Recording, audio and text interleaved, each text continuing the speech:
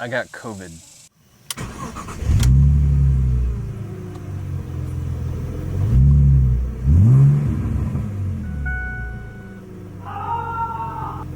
Yeah, so I think we're going on day 5 or so of having this. I been sitting on my couch basically through the whole last 5 days. Finally started feeling good enough to make some content, but just the process of walking around gathering the like 3 things I needed around the house to do this has taken it all out of me. I feel like one of those that trend that people are doing, putting lawnmower carburetors on a V8. Feels like that. Feels like I'm missing a lung. This is also the first I've talked out loud in 5 days. Hello. This is weird. I'm legitimately lightheaded. Let's make this quick. This is my 2003 BMW 330 Ci. Or no, not a Ci. Let's try that again. This is my 2003 BMW 330i. It has 250,000 miles on it, and the unlock button on the remote doesn't work very consistently. But what it does have, for the mileage, the interior looks pretty darn decent. It's held up fairly well. I mean, I've done a few things. Replaced this lid. I could use a shift knob next. I haven't cleaned it really worth a crap.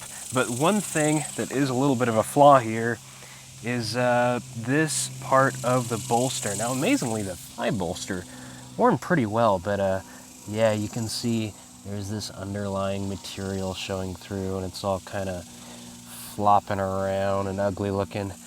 I don't love that, but I don't want to pay actual money to have it fixed. So what can I do? Of course, I have actually gotten a quote for a upholstery shop to fix this, and I think they wanted something like $250 or something like that to replace those panels. But I'm gonna do a good enough fix for like $5. I mean $0 because I had this stuff lying around, but like $5. Okay, so let's look at this critically for a second. The material has stretched. I was going to just kind of super glue down the edges, but that's not really going to work anymore. We're going to have to kind of cut and fold it over itself. So if we just do that maneuver, then I should be able to make this lay down and make that lay down over it. And that will keep it from catching on my clothes all the time, which will be freaking great. It has been super annoying to always be hooking on this as I get in and out of the car. I mean, you kind of slide across this bolster. It's pretty hard to avoid, so it does get messed up. Okay, I gloved up, mostly because getting this stuff on your fingers is the absolute worst, but also because this car is so complex that it might actually be able to contract COVID from me. I think we'll do the little one first. Just a little bit around the edges here.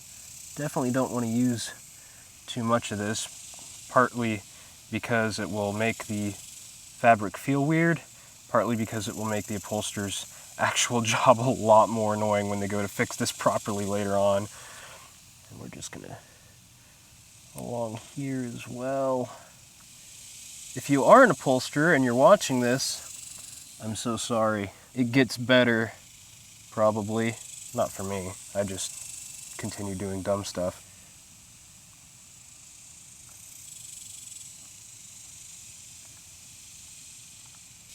What's funny is this is working quite a bit better than I expected it to. Probably should be using a fabric glue instead of Gorilla Glue because this stuff kind of dries hard and you can kind of feel it.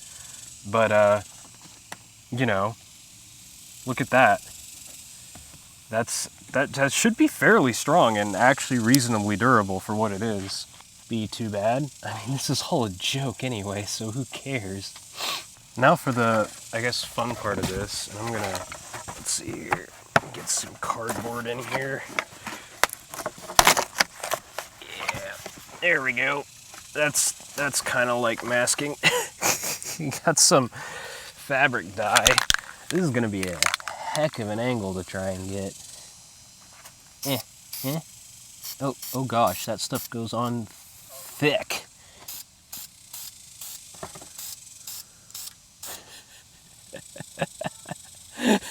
Why am I doing this? There we go. It's black. You basically can't tell. Now what's fun about this is now the COVID has to fight for supremacy over the duplicolor in my lungs because I forgot to wear a mask while I did this. Well, this is certainly up there with one of the things that I have ever done. From, you know, way over here, doesn't look too bad. Like I said, obviously I'm going to get this done the correct way eventually. I just wanted to make this video as a joke. Though, not jokingly, really, the interior doesn't look half bad for how many miles it has on it. Though I did want to get your opinion on one thing. The M-Cube trim here, it was black originally, and I hated the black on black on black on black on black in this interior. It needed to be broken up with something. And I was rather fond of this bronze, but do you guys think that I should do it kind of a body color blue? Part of me likes body colored interior accents, but the other part of me likes the way the bronze contrasts with the blue. The other thing I was thinking of doing is right now, you know, it's got this texture on it, and the color is applied directly to the texture with no top coat. I was thinking of doing some thick coats of automotive clear over that, which would remove the texture as you feel it. You'd still be able to see the texture, but then it would also have kind of a glossy reflection over the top of it, which I think might look pretty choice. The problem is this textured M-Cube trim is kind of expensive, so I don't really want to you know, ruin it completely, which I don't think that'll do. I just think that'll give it a new look. People keep calling this like imitation carbon fiber, but it's not. It's little 3D cubes. There's no carbon fiber that lays out in that pattern. This predates fake carbon fiber. No one was doing that back in 2003. But yeah, I mean, for the miles that this car has on it, this interior looks rather smart still. I quite like it, and I love the center console tilted towards the driver. It's one of my favorite parts of BMW. It's one of the reasons I don't like the E90s all that much. Anyways, it's hot out here. Let's do a little look at some things I've got going on inside where it is less hot. My living room. You guys have never really seen this too much before. This is where I've been spending most of my time lately, on the couch here, on my MacBook, doing, well, not a lot, mostly just watching YouTube on the TV there. But yeah, so just a quick tech tour, I guess. The TV's, I think, a 65-inch TCL. Really like this brand. I'm all about the budget stuff, so it's 4K HDR. The HDR is pretty mediocre, but the contrast is good, and the backlight is very even, more so than my mother's Vizio or my dad's LG, impressively enough. That is going to a Pioneer Elite, which I have hooked up to 2 Polks. Yes, I know they're mounted the wrong height. I was an idiot when I put these up. And then we've got a little clipped subwoofer over there. I've got a Kenwood turntable with a brand new Audio-Technica cassette, or not cassette, my gosh, cartridge, Audio-Technica cartridge hooked up to the Pioneer. And I also have a couple DJ turntables and a fader that I have not hooked up yet. Those both need new cartridges. The DJ turntables and the Elite were all given to me by my friend Michael, who is awesome. He used to work in AV, and he just has all the coolest stuff. I've got my headset here. It's an Acer Windows Mixed Reality headset. Honestly, still pretty competitive in some respects to modern stuff.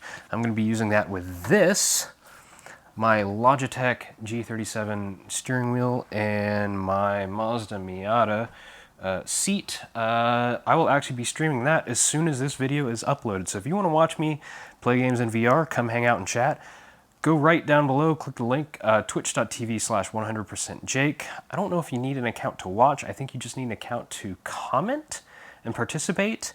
But I'll be streaming in VR if I can get all this stuff set up tonight. This video will be dropping tomorrow.